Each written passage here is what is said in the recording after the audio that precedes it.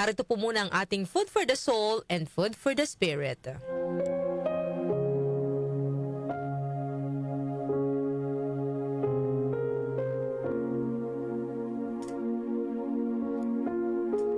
Isang araw, magkasamang naglalakad sa kabundukan ng isang mag-ama.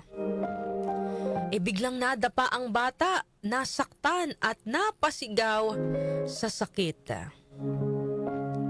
Nagulat naman ang bata nang may marinig siyang tinig mula sa bundok na umuulit sa kanyang sigaw. Dahil po sa pagka-curious, sumigaw ang bata, "Sino ka?" Sumagot naman ang tinig ng kaparehas doon sa isinigaw ng bata, "Sino ka?" Nainis ang bata sa natanggap niyang sagot kaya sumigaw ulit siya, "Duwag ka." Sumagot din ng tinig, "Duwag ka." Lumingon siya sa kanyang ama at nagtanong, "Ano po ang nangyayari, tay?"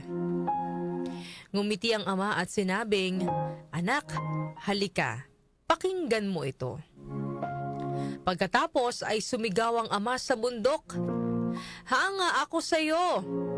At sumagot din ng tinig, "Hanga ako sa iyo." Sumigaw ulit ang ama, "Napakagaling mo." At iyon din ang ibinalik ng tinig sa kanila. Namangha ang bata pero hindi niya pa rin lubos na maunawaan ang nangyayari.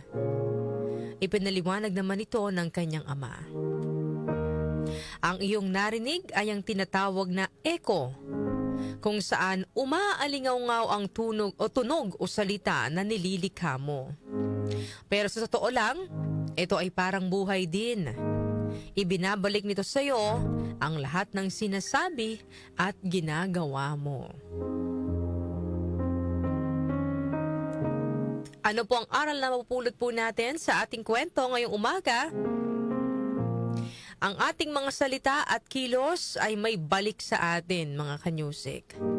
Kung tayo ay magbibigay ng kabutihan, respeto at papuri, ganoon din po ang matatanggap natin mula sa iba. Pero kung puro galit naman, paninira o kaya ay sama ng loob ang ating ibinubuga, syempre asahan na din po natin na yun ang babalik sa atin. Tulad po ng echo o yung alingaw-ngaw sa bundok. Ang buhay ay salamin ng ating pag-uugali. Kung ano pong itinatapon mo sa mundo, yun din ang babalik sa iyo. Ang kwentong ito ay paalala na may kapangyarihan ang bawat salita at kilos natin. Kaya sa simpleng pananalita, maaari po tayong makasakit o makapagpagaan ng pakiramdam ng iba. Maaari tayong makasira o makabuo. Kaya sa bawat pakikitungo natin sa kapwa, tanungin po natin ang ating mga sarili. Anong echo ba ang nais kong bumalik sa buhay ko?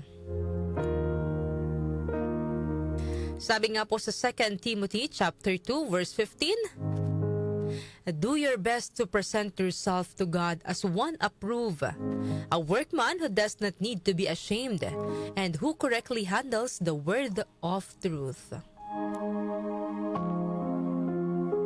Yan po ang ating food for the soul and food for the spirit ngayong araw po ng Friday.